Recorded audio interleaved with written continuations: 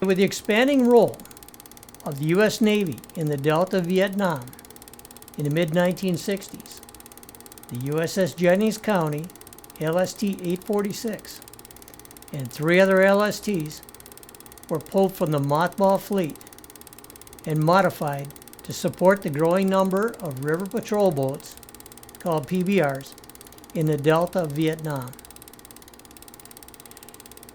These ships were able to repair, refuel, and rearm the PBRs and helicopters better than the land facilities that were in country at that time. The LSTs were 328 feet long, 50 feet wide, and they had a speed of 12 knots, which is 14 miles per hour. They had a draft of only 2.5 feet in the bow and 7.5 feet in the stern when the ship was unloaded. They were definitely rough riders in anything other than calm seas. She had a complement of 7 officers and 106 enlisted personnel. Her armament consisted of 40 millimeter cannons, 50 caliber machine guns, and the Jennings County arrived in Vietnam in 1966, with the other 3 LSTs arriving in the months afterward. The waters of the ocean were blue, but Vietnam's water was the consistency and color of chocolate milk.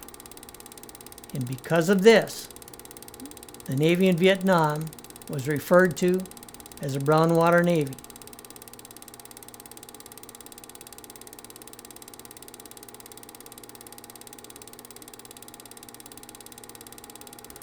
The rivers in the Vietnam Delta were the same as our freeways in the United States. Fishing nets fed many people, and boats of all kinds were found on our rivers. Traversing the river was very dangerous for even a ship the size of an LST. With all guns manned, a constant watch was kept by the crew, and this ship is a Vietnamese or French landing support craft, sunk by the VC in the Ba Sac River.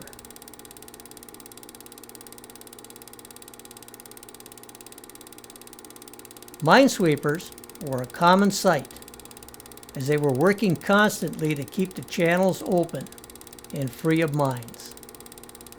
Being close to shore was a tense time for all of the crew because of a possible ambush by the VC. From time to time, VC suspects were caught transporting contraband. This boat was caught by the U.S. Coast Guard and transferred to the Jennings County.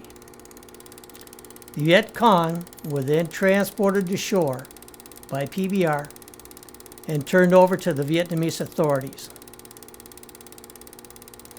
The ship at times would have to defend itself, as in the case here. 40 millimeter guns could shoot 120 rounds per minute. The ship would also support other friendly units on shore that needed help.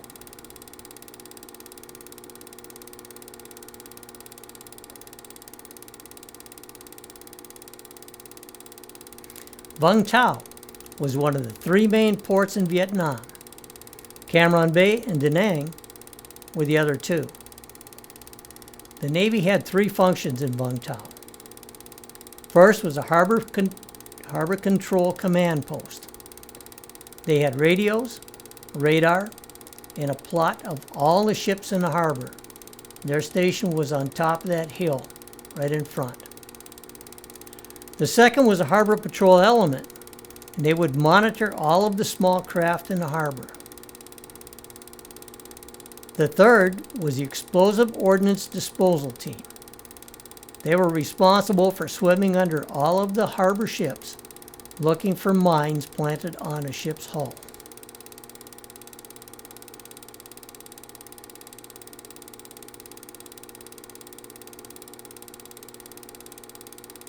Small World War II Jeep carriers would bring helicopters, APCs, trucks, and other equipment into Vietnam. Early in the war, a ship such as this one was tied to a pier in Saigon when a VCUDT team planted mines under it and put it on the bottom of the river. During the Vietnam War, over 50 LSTs were serving in direct support of the Navy's brown water forces.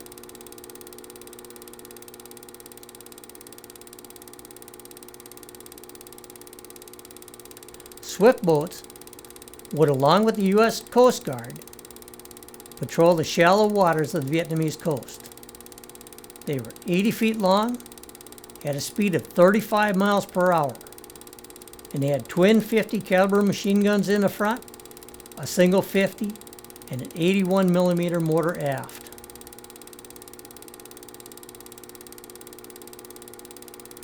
The Vietnamese Navy would also assist with the river and harbor patrols and work with the U.S. Navy and Coast Guard.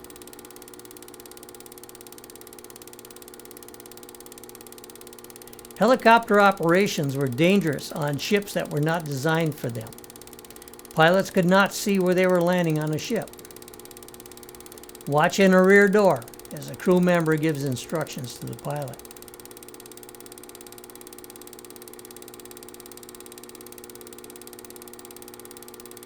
The sailor in the yellow shirt directs the pilot when to stop and where to set the craft down.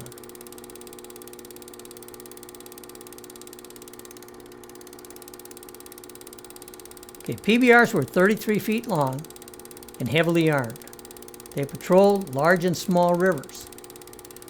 Crew members would have to crawl out on the yardarm and down rope ladders to get to their boats. This helicopter is taking off.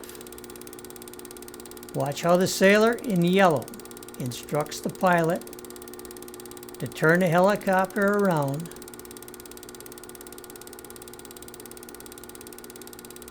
and when to take off.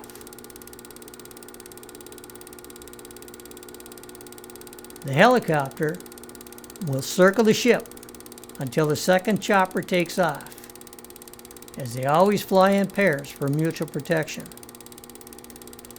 In 1968, 2 choppers left to Jennings County to look for VC on Dung Island. You can see it in the background.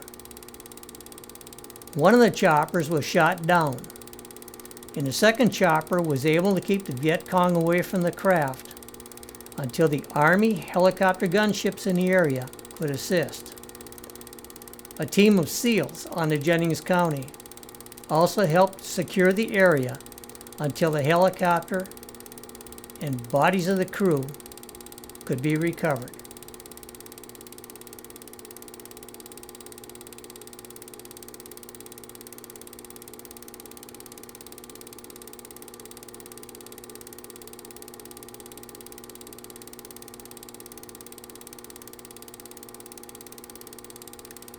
Before Army forces entered a suspected area controlled by the VC, Air Force, Navy, and Army aircraft would saturate the area with bombs, rockets, and guns to damage or destroy bunkers and disorient the VC forces before the Army attacked the area.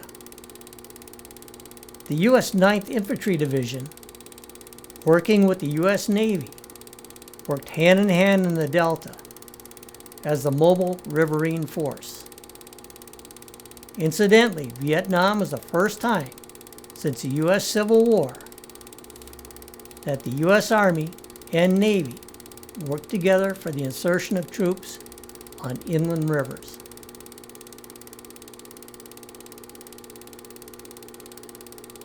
The Vietnamese Army and Navy, along with their U.S. advisors, operated in the same manner as the U.S. forces. South Vietnamese forces are going to invade the bombed area that you are watching.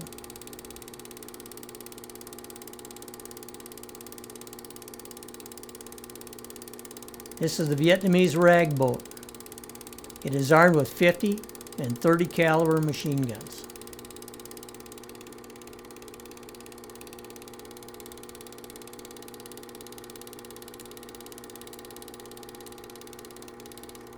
This boat is called a Monitor. It is armed in the front and aft with 40 millimeter cannons and also 50 caliber machine guns.